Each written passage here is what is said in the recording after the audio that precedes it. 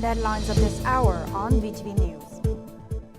State President chairs the 5th session of National Defense and Security Council. And Vietnam presents a submission on limits of Continental Shelf. In our world news, CPC Central Committee adopts a resolution on further deepening of reform comprehensively.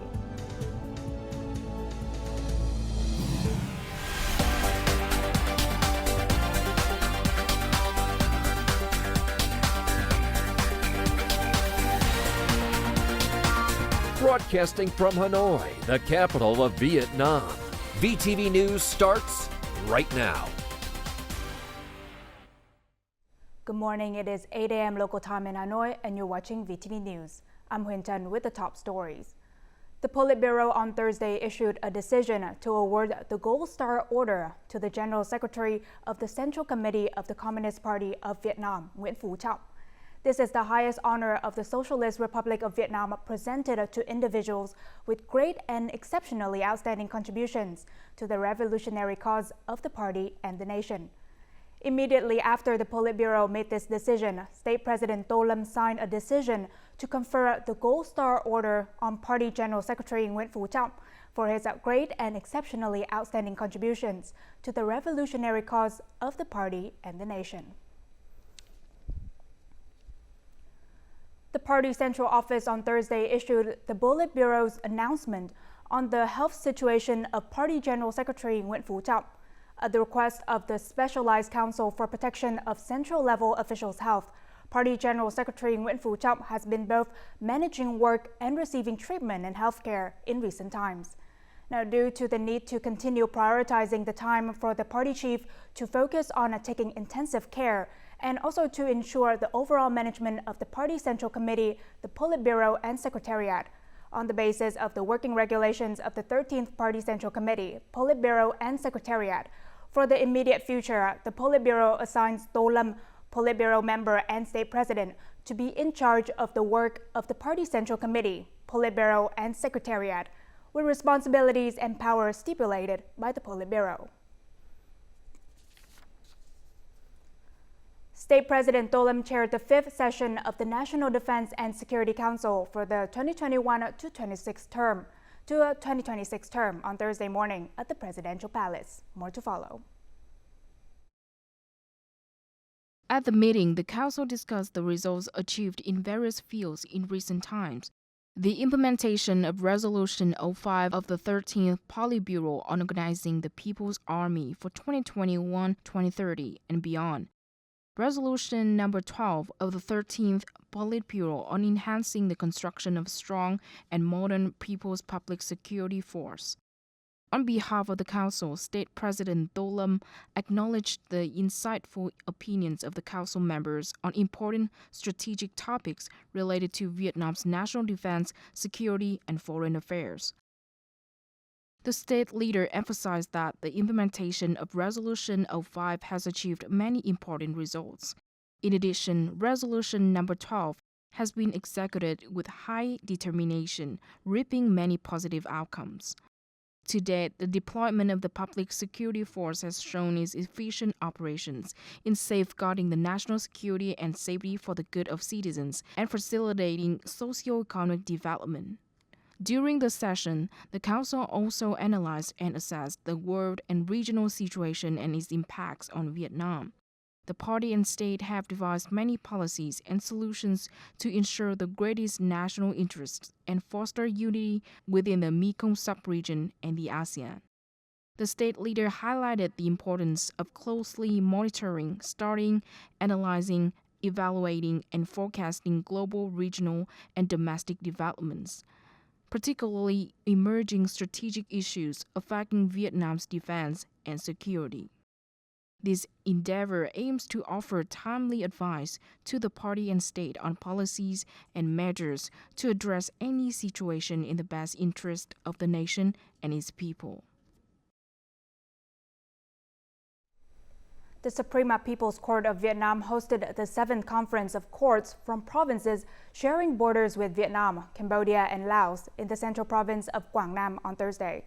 Chairing the event, Chief Justice of the Supreme People's Court, Nguyễn Hòa Bình, said that the establishment and maintenance of the conference marks a significant milestone in judicial cooperation, elevating collaborations among the judicial systems of the three countries.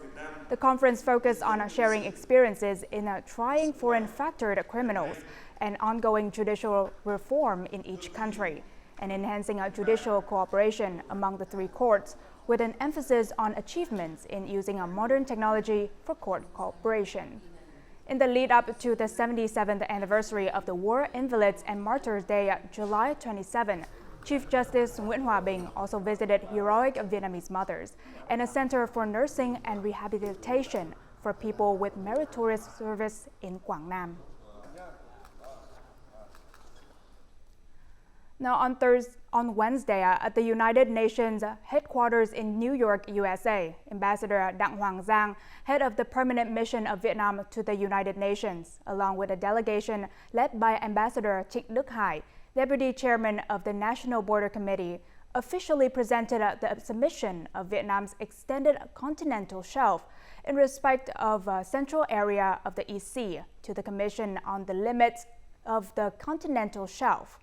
Now, on the same day, the Ministry of Foreign Affairs issued a statement regarding the submission offered by Vietnam. The submission of the continental shelf beyond 200 nautical miles is to exercise the rights and obligations of states parties to the 1982 United Nations Convention on the Law of the Sea, as provided in Article 76. The above said submission is Vietnam's third submission of this kind. Now, in May 2009, the country submitted a separate submission in respect of the north area of the East Sea and a joint submission with Malaysia in respect of the southern part of the East Sea. Vietnam recently participated in the 2024 IPU Parliamentary Forum held at the United Nations headquarters in New York, USA. The forum aimed to assess global progress in implementing the Sustainable Development Goals. The delegation from Vietnam's National Assembly's Committee for Foreign Affairs attended the conference. The Vietnamese representative highlighted Vietnam's proactive engagement in regional and international agreements in recent years. The country has demonstrated a strong commitment to addressing climate change and developing a green economy, aiming for net zero emissions in alignment with COP26 objectives. At the forum, Vietnam emphasized the importance of making climate change a top priority in all national development policies. The country also called for strengthened cooperation among nations based on principles of fairness, responsibility, and the sharing of experiences and resources in responding to climate change.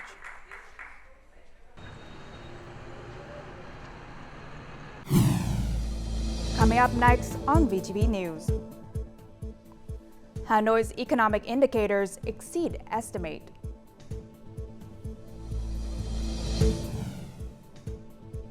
And Côn Đảo coral bleach by high sea temperatures.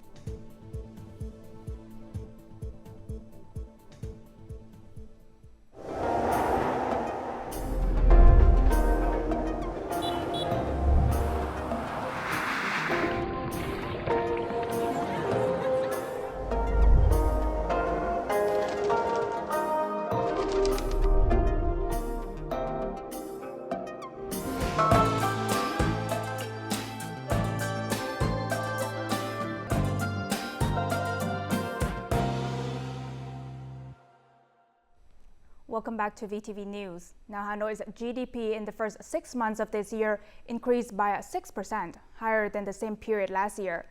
Facing numerous difficulties and challenges, the capital city has achieved remarkable economic development.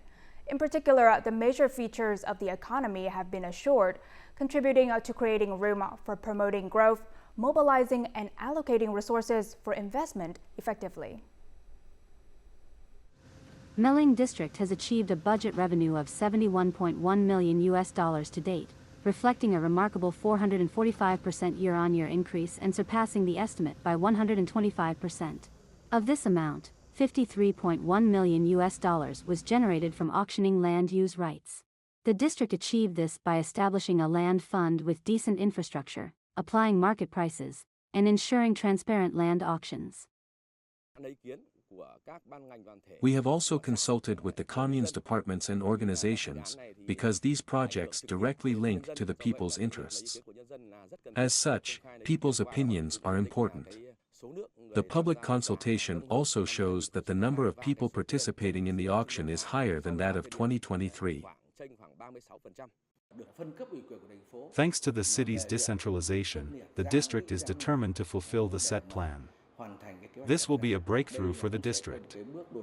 This year, Meling is striving for the first time to collect nearly $79 million in budget revenue. Hanoi's total budget revenue has increased by 12.5% over the same period.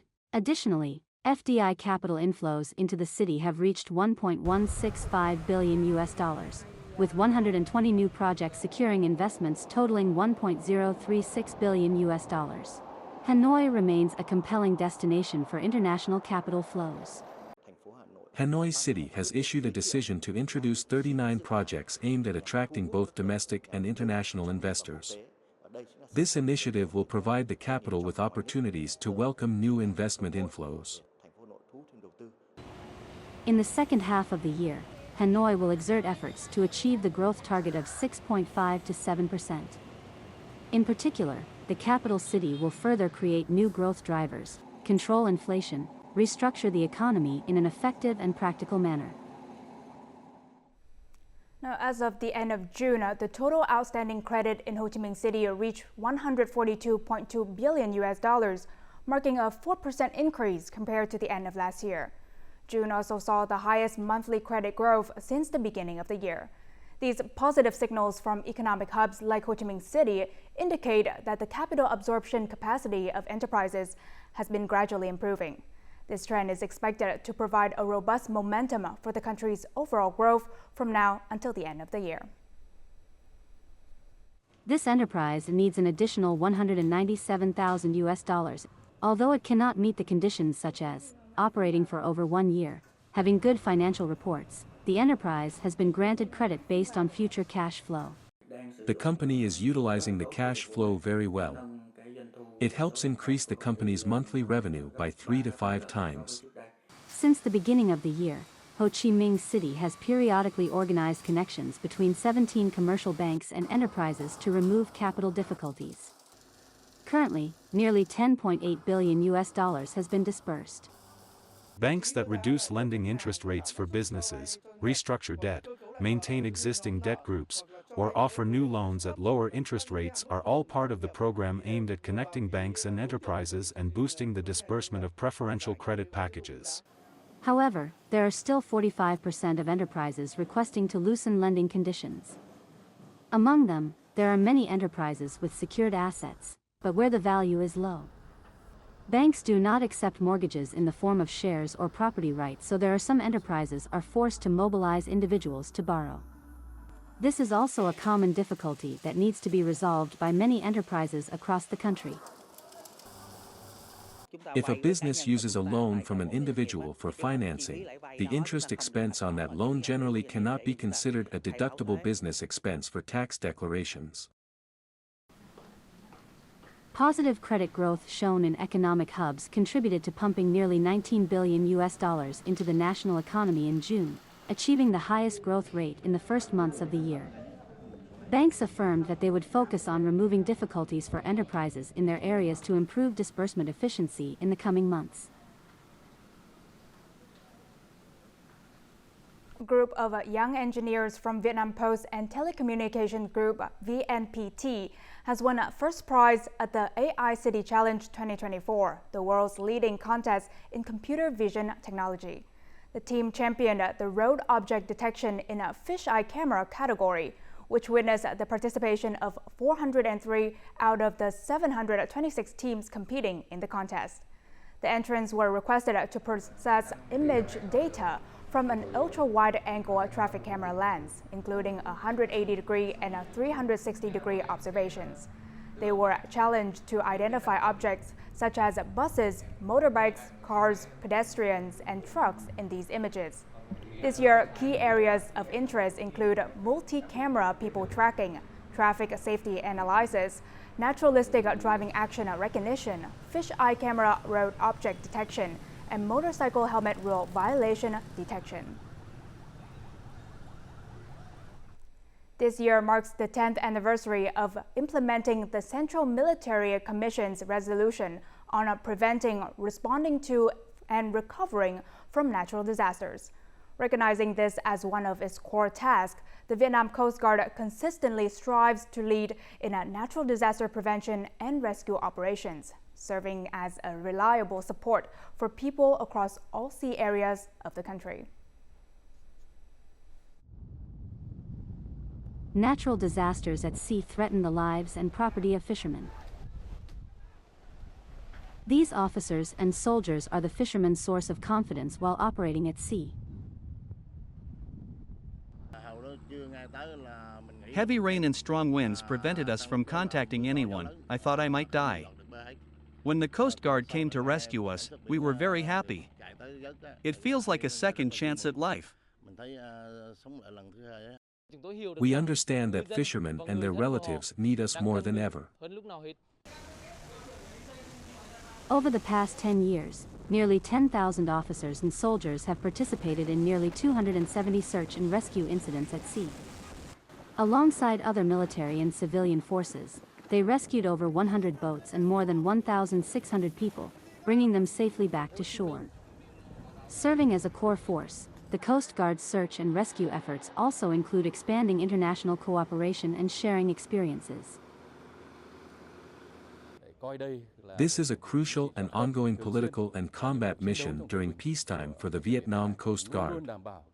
We also fostering international cooperation in rescue operations through information exchange and sharing. In the coming time, the Vietnam Coast Guard will continue to proactively monitor the situation and be ready to deploy tasks when situations arise. In addition, it is recommended to equip additional rescue vehicles in increasingly harsh sea weather conditions. Coral reefs worldwide are undergoing a fourth recorded mass bleaching event due to the climate crisis pushing ocean temperatures to unprecedented levels. The southern waters of Vietnam, particularly the Con Đảo archipelago, have been severely impacted. In the past 2 months, approximately 800 hectares of coral in Con Đảo have been bleached, with some areas experiencing up to a 70% bleaching rate. Con Đảo National Park and researchers are urgently assessing the impact of this phenomenon on the marine ecosystem. 2 years ago, Jürgen, an Austrian tourist, visited Con Đảo archipelago and was deeply impressed by its rich and diverse coral ecosystem. Returning to the island this summer and witnessing the mass bleaching of the coral reefs, Jürgen feels profoundly saddened. Compared to the last time I've been to Con Đảo 2 years ago, and now a lot of coral has bleached. It became white, so the coral reef changed a lot, and I'm quite worried about that. Most porites, fungiidae, and porididae corals in these areas are completely bleached and at high risk of dying. Polypora corals mostly have bleached branches, but retain some algae on their cores. Bleaching occurs at depths of 3 to 15 meters. High sea temperatures over 30 degrees Celsius cause symbiotic algae to leave, leading to coral bleaching and increased mortality risk. The Con Đảo archipelago has experienced extensive coral bleaching. Our investigation identified 8 points of concern. On the east side of the main island, bleaching rates range from 80% to 100%, while in the southwest, they range from 60% to 70%. Corals can survive a bleaching event if the surrounding waters cool down, the algae return, and the environment remains free of debris. Consequently, Con Đảo National Park promptly implemented temporary measures, such as cleaning up trash on the seabed and reducing tourism activities. Currently, the coral is in the recovery stage, and Con Đảo National Park will suspend coral diving services until the end of September. In areas where the coral is bleached and dead, we will propose solutions for planting and restoration. The coral reefs at the bottom of the Con Đảo archipelago provide an ideal environment for turtles to nourish their fetuses. Each year, this area welcomes many migrating sea turtles that come to lay eggs. The loss of these coral reefs means losing vital aquatic resources and breeding habitats for sea turtles.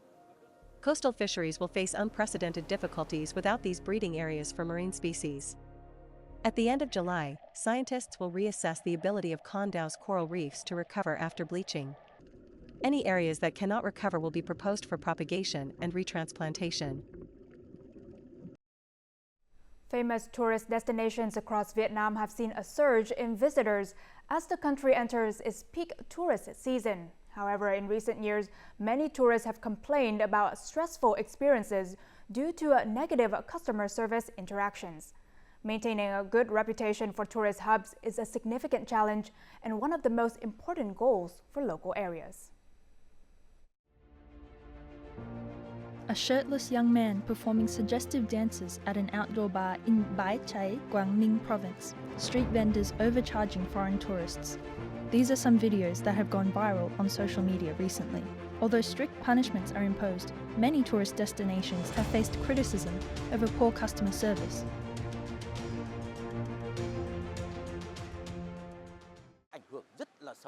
Such negative actions go against moral standards and traditional customs, thereby negatively impacting local tourism. They are like rotten apples that spoil the whole barrel. Overcharging customers will ruin their experience. Then your customers will share their bad experiences with 6,000 people who could be your potential customers. I think local authorities should take more drastic action in the long run. We've worked with the police to detect and handle cases related to poor services and tourist overcharging. Numerous training courses have been provided for people working in the hospitality industry and those running tourism businesses. The ultimate goal is to improve their communication skills and build cultural behaviors. We have offered numerous training programs before and after the peak tourist season, as we want to create a future-ready workforce for the tourism industry. We call for tourism businesses and those working in this field to behave politely and friendly, maintain social order and security, and protect the environment during the peak season. Maintaining a good reputation for tourist destinations will help localities promote their local culture and attract visitors to stay longer. This is the best way to develop the tourism sector and create a healthy lifestyle for local communities.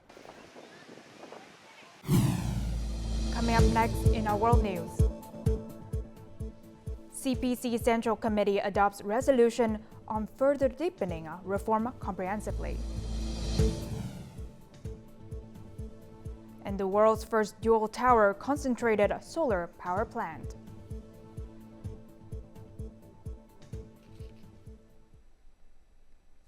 Now moving on to our world news, the 20th Central Committee of the Communist Party of China, or CPC, adopted a resolution on further deepening reform comprehensively to advance China's modernization at its third plenary session held over 4 days. According to the communique, by 2035, China will have finished building a high-standard socialist market economy in all respects, further improve the system of socialism with Chinese characteristics, generally modernize its system and capacity for governance, and basically realize socialist modernization.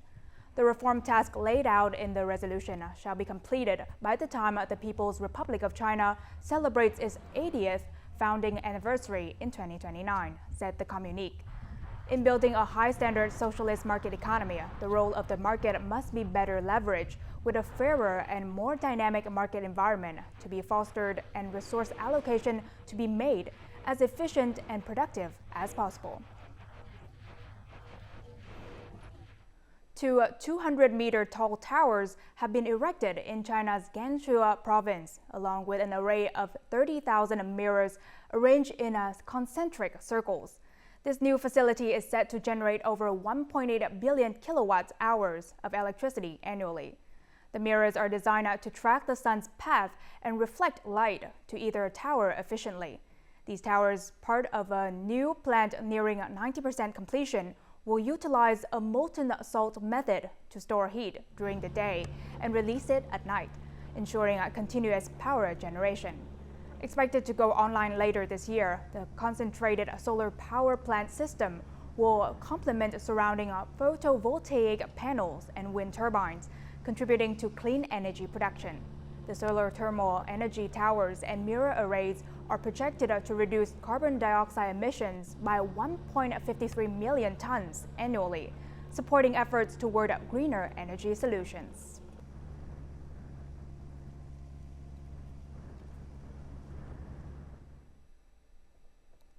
Researchers at the University of Cambridge have used artificial intelligence to develop a tool capable of predicting whether people with early signs of dementia could develop Alzheimer's. It's estimated that someone in the world develops Alzheimer's every 3 seconds, with the number of people with the disease set to treble over the next 50 years. More to follow. The AI algorithm is designed to process data from MRI scans and responses to check up questionnaires called cognitive tests using complex data processing technologies.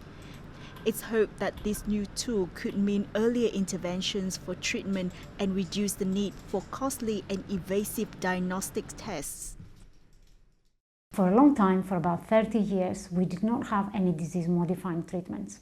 Now things have changed and we see new treatments coming into the market, and therefore now we know that we have the potential to identify patients early and identify the right patients for these treatments.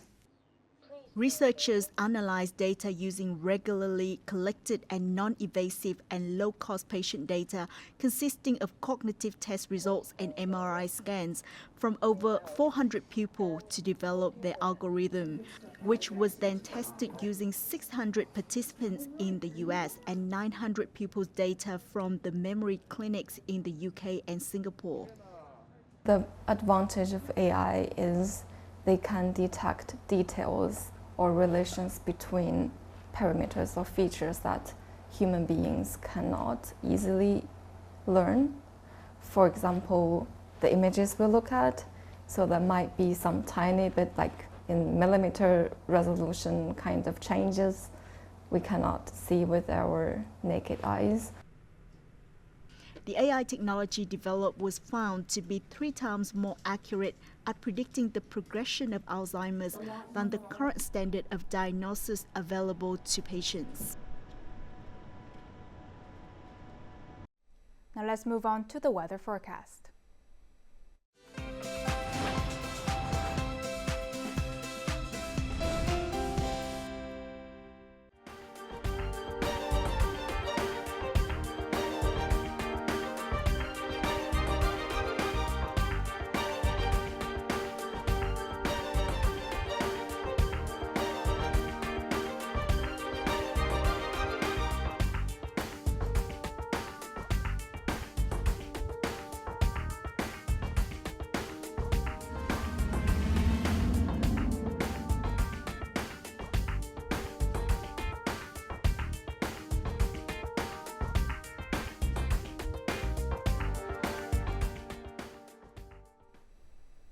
And that's all the news we have for this hour. To rewatch our program, you can download our mobile app VTVgo or check out our YouTube channel, VTV4Go. Thank you for watching and see you next time.